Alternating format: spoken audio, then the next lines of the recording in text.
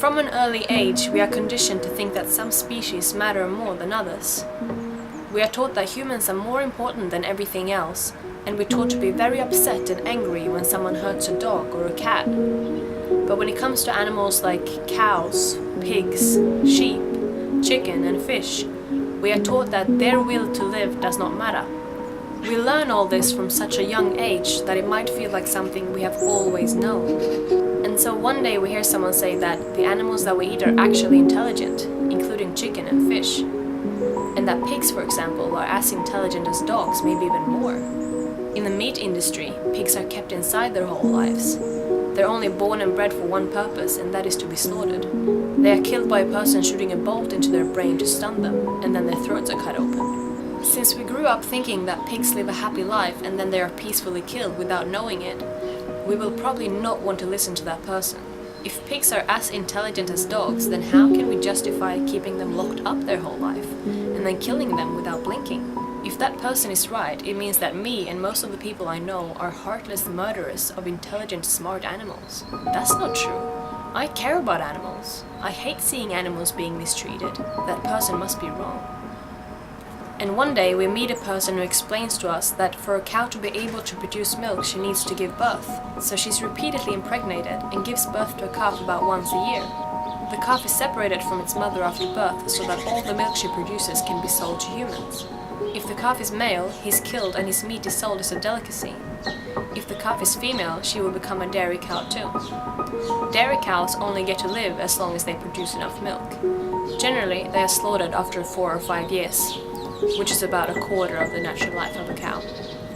Of course, we will want to think that the person telling us this is wrong. We think, how can I possibly have gone through my whole life so far without knowing this? If what that person is saying is true, it means I'm contributing to this pain and killing every time I go shopping, every time I buy some cream or a bit of butter. I don't want that.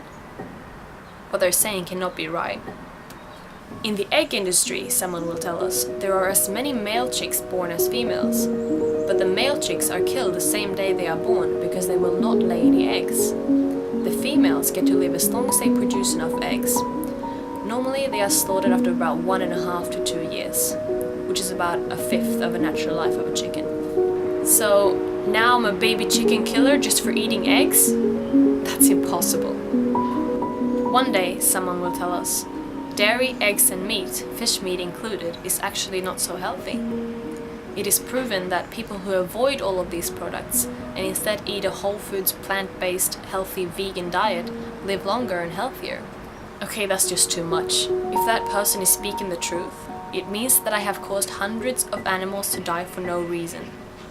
If I don't need meat, dairy or eggs, then all the animals that have been slaughtered for me have all died in vain, completely unnecessary.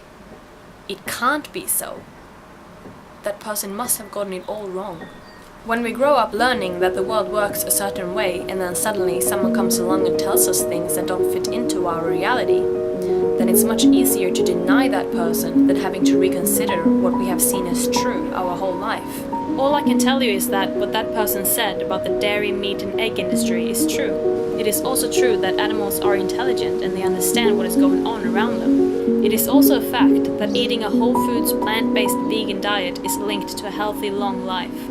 Of course, it is overwhelming having to face the fact that we have caused so much pain and suffering up until now without even knowing it or thinking about it. We can keep on living like that and try not to think about the guilt.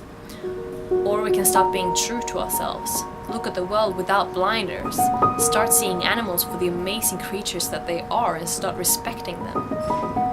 You don't have to be an animal lover to respect all animals, just like I don't have to be a people lover to respect all people.